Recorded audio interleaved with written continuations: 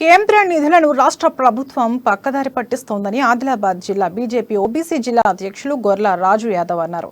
గ్రామాలను అభివృద్ధి చేయాలనే ఉద్దేశంతో కేంద్ర ప్రభుత్వం నేరుగా గ్రామాలకే నిధులు విడుదల చేస్తుంటే సీఎం కేసీఆర్ ప్రభుత్వం పక్కదోవ పట్టిస్తున్నారని మండిపడ్డారు. దీంతో గ్రామాలలో పనులు చేసిన సర్పంచ్లకు తీవ్ర అన్యాయం జరుగుతుందని ఆగ్రహం వ్యక్తం చేశారు.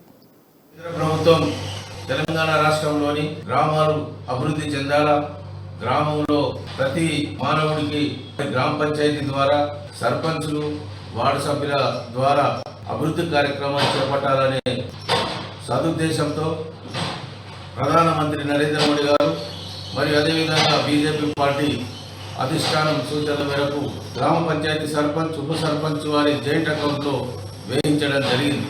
అందులో భాగంగానే మొన్న దాదాపు 4 రోజుల కింద ఈ తెలంగాణ రాష్ట్రానికి 300 కోట్ల పైచిలుకు డబ్బులు కూడా విడుదల చేయడం జరిగింది. ఆ